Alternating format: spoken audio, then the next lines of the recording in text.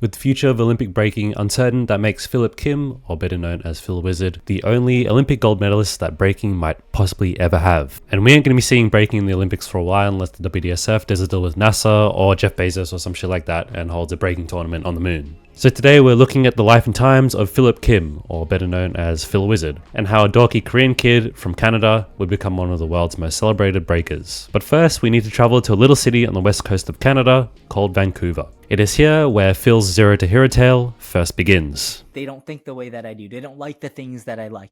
He claims he first witnessed breaking in the streets of downtown Vancouver. A young kid with not much else going on, breaking found him at an opportune time. The crew who was performing on the streets that day, Now or Never crew, a historic West Coast Canadian crew with a bunch of members spanning over multiple generations.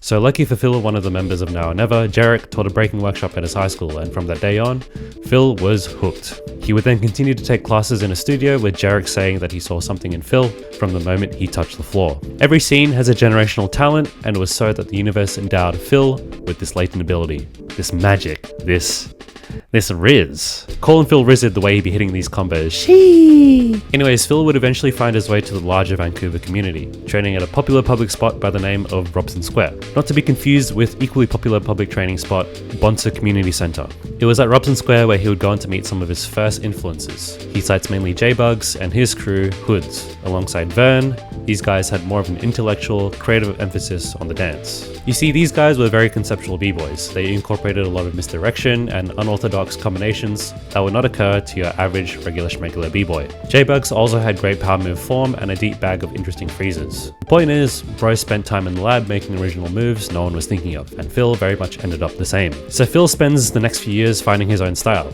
entering battles, most of which he would lose to Ills, more on him later, and generally gaining experience and building his repertoire of signature moves. Phil would eventually become more serious about competing, and alongside him emerge a new crop of Canadian breakers who also felt the same way.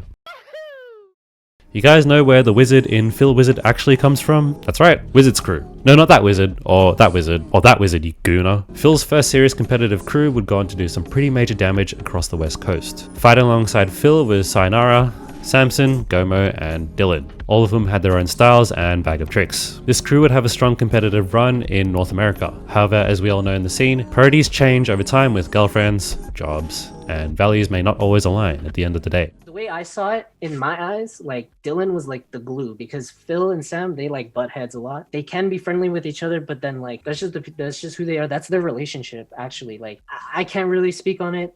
But like from what I see, like I feel like their relationship is strictly practice, and if they want to battle with each other. But then when I'm around, it's different. When I'm around, we chill all together, we have a good time. I'm gonna always say I'm Wizards, man. Like whatever, I'm Wizards. If I ever ask Phil or Sam to compete with me at a jam, we'll sign up as Wizards. And I know he still reps Wizards deep down in his heart. It's in his name. Not only does he, because I was about to say, yo, he took it's in his name. Yeah. Wizard's crew would become inactive, but this didn't stop Phil from continuing his competitive rampage, as he would continue to take names. First in Canada, then in the US, he would then go on to have his first breakout performances and emerge on the global scene.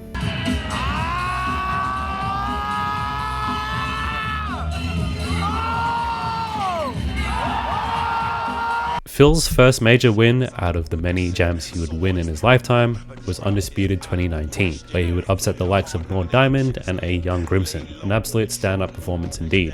Around this time, he would also join forces in a new union with several other Canadian breakers. Think Wizards 2.0 under the name of United Rivals. This squad is a small group of 4 with Onton, Styx, and Ills. These guys battled each other a lot growing up in the Canadian scene, exchanging titles and facing each other in the finals pretty often. Like Wizards, each member kind of brings something new and exciting to the table. Onton has legacy knowledge of threads and legwork and is really well rounded with strong freezes and variations with a deep bag. Styx has really interesting power ideas and well presented style, and of course there's Ills, the antithesis to Phil. Where Phil is more loose, rigid and free, Ills is more structured, clinical and razor sharp. This team would go on to do some serious damage across the board. They would win hella events in Canada, but also go crazy internationally. They also won Freestyle Session Florida in 2016 before Phil joined, beating a team of Chizo, Fleo, and stripes, so this team was pretty beast mode before Phil joined. Their biggest win is probably in France at Block Party, with Lucy Sky by their side. And as we can see, Phil is getting up in both solo and crew battles with United Rivals, but then COVID, oh no! Then COVID struck, the global pandemic, a true measure to a dancer's commitment to training, and as Phil says, if you stay ready, you never have to get ready.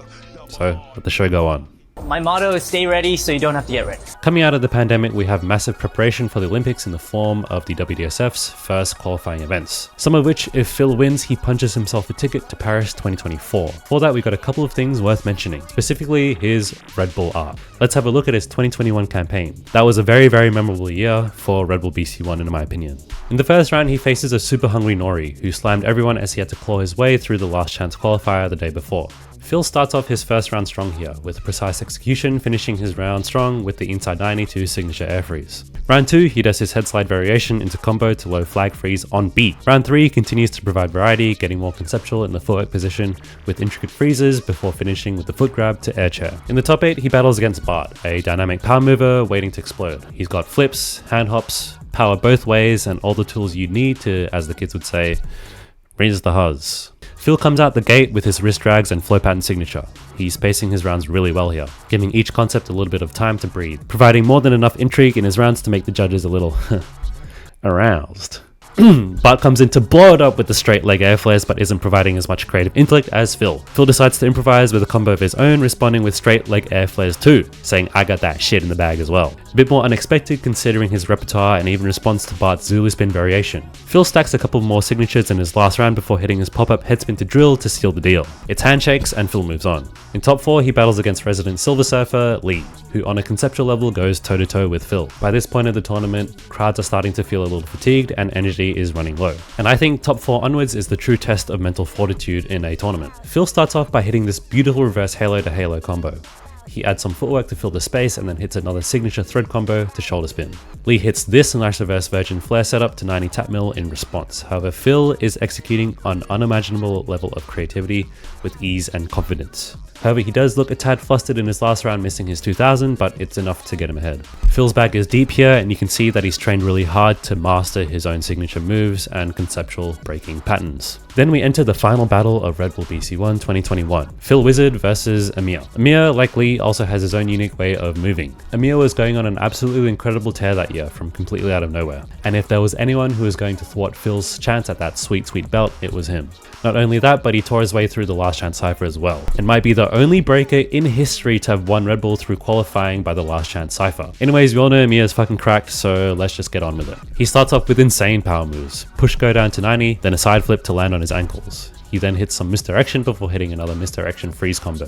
Phil's only choice here is to come in hot with his baby mill to flag freeze combo. He responds with a figure 4 freeze of his own before hitting his shoulder halos, and then the round is done. And for once in his campaign, it actually looks like Phil might be outmatched in the creativity department. Not only this, Amir hits back with a freak amount of strength, as if he didn't have to do a shitload of rounds before the battle. This battle could only be described as a duel of pure creative wit, and Phil isn't hitting his marks as strongly as Amir is. And he ain't even done yet. For his tournament ending round, Amir hits a crazy upper back roll and this absolutely insane large dead leg setup to shoulder halo. Amir just keeps bringing the heat. So for Phil's last dance, he starts with a complex thread combo, but unfortunately has to repeat his drill to freeze, which he misses, and it looks like Amir has his number. And just like that, Phil Wizard's Red Bull 2021 campaign is over, and unfortunately, he didn't go all the way. He proved to the world that his creative ability was absolutely top notch, and he was able to get a feel for what would be his career-defining signature moves. Just like that, the year is over, and the scene gears itself for another year of hot action. Phil would continue to do major damage at global scale events, winning the likes of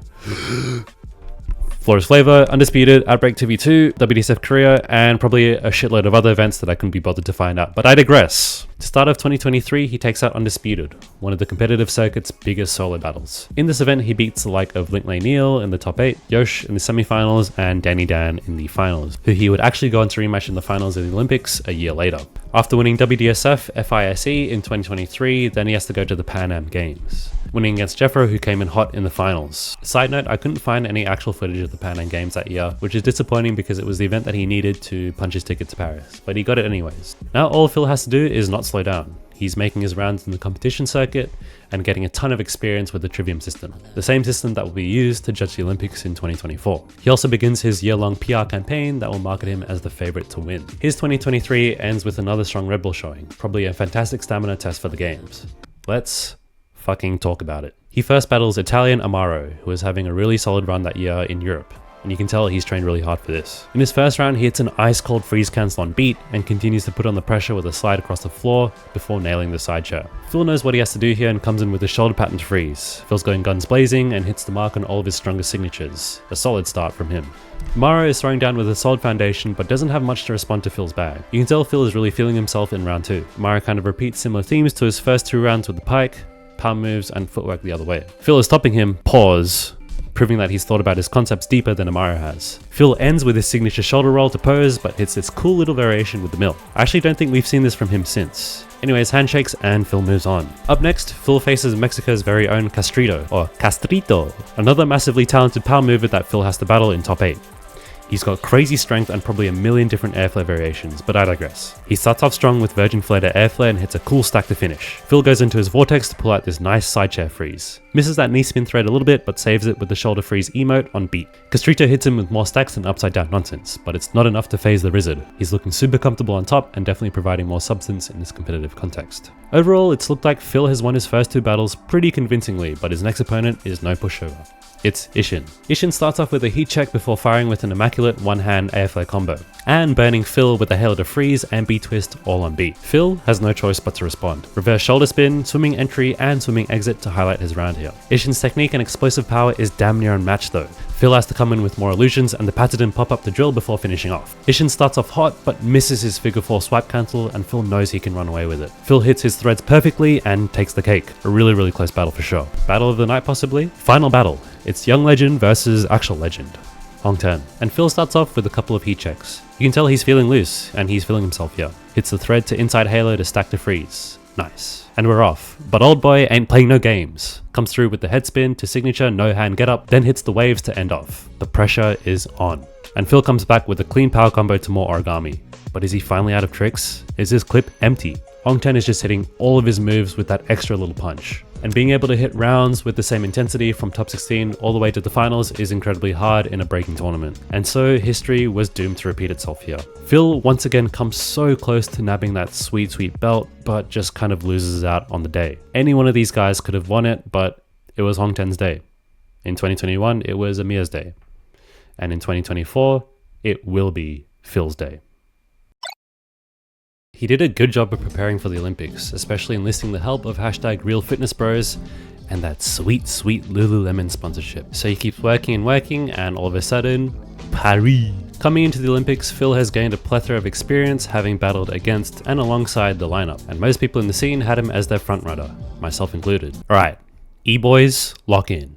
Here it is. Years of losing to Ills, eating dirt at Robson, and hours in the lab at Boogaloo Academy, but finally here at Paris. It's Kuzya, jyakin.yak, and Danny Dan in his group stage, and Phil looks like a pretty strong contender to finish at the top. He makes it through pretty convincingly and moves on. One half of the tournament is done, but the real challenge begins now. In his bracket, he has to battle Lee, Shigekix, and Danny Dan. Shigekix glazers, block your ears, because we're about to get into it. In the top 8 is Lee.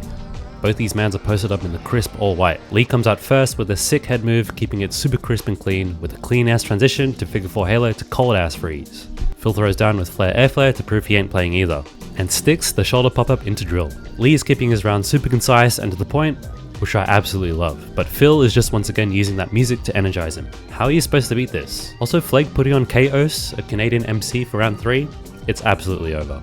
Semi-finals. If Phil wins this, he gets a shot at the gold. Shigekix comes out first and pumps the gas with a heat check, before topping it with the thread air check to music ride, but our boy says music? Nah, I got that shit too. Hitting everything with pure precision and you can tell dude is really feeling himself. Shigekix tries to cheese him with some goofy ass shoulder shimmies, but nah. Pause. Rewind. Phil Dunn said, I read you like a book. POV, bro got read like a book. Bro was straight jogging it. Okay, but Phil knew he had it in the bag. Came through in the third round super loose like the jelly man and took that shit to the bank. E-boys, E-girls, E-unks, and E-they-thems. It's been 10 plus years of training in mum's basement, losing to ills and more, all for this moment. The moment that is, when I ask you to like and subscribe. Guys, did you know that I've got channel memberships now? If you join the channel, you get free access to feet pics, training vlogs, and the elusive e-boy club, so smash that shit. Anyways, this is the final countdown. Round robins and qualifier battles took like 8 years because apparently it is nighttime up in this bitch. And Danny Dan came straight from the barber with the new fade. Phil comes in with the supreme third combos and Canada origami, finishing off round 1 with the piece de resistance, the perfect double elbow spin, and these mans are going aura for aura in the circle. Danny Dan responds next with the high baby flare to backflip to the fuck you flag freeze. Oh my god, just seeing this shit again makes me hype. Bro's really feeling himself, but he ain't got no mix-ups, no origamis, no worms to respond to Phil with the literal perfect Zulu spin variation. He missed the beat low key, but he still stuck that dang. Last but not least, this is the Mexican round. Both these mans are putting their whole pussy straight into it. I mean, it's the last round for gold. Come on. Danny Dan scuffs the jump into freeze and zips up without that round 1 confidence, unfortunately. Can Phil capitalize? He just hits a couple shimmies to the lyrics, a little flag freeze to finish it off, and Bob's your uncle. Ladies and gentlemen, he cleans it up, seals the deal, 3-0, and there it is. Your first and possibly only, alongside Army, ever breaking Olympic gold medalist. How about that? How about that? How about that? Come on. Bro's performance had me like Randy from South Park type shit, with the pastry to match. So, what happens next? Well, Phil seems to be living a pretty cozy lifestyle after the win, having picked up sponsorships from Toyota and Visa on top of his already existing contract with Red Bull. This man can buy a house. Plus PlayStation now for some reason. Anyways, does all this potentially come at a cost? Allow me to point your attention to this particular battle right here. Happening earlier this year, it's Stray Parts anniversary. But there's something off. Samson, Vern, and Complex, who Phil once was seemingly quite close with, are on the other side. They're calling bite signs. They're talking shit. They're trolling Phil? It seems as though Phil might have gone Hollywood on him, taking their intellectual property and using it to gain gold, sponsorships, and fame. Could I be reading into this a bit too much? Or is this beef all over some pineapple on pizza? Whatever the case may be, Phil did the unthinkable and went from 0 to hero. Of course, with much sacrifice, hard work, and tears. Could Phil really be the hometown hero of Canada? Or the hometown hero of Instagram? Either way, this was the story of breaking's only ever Olympic gold medalist. And Army.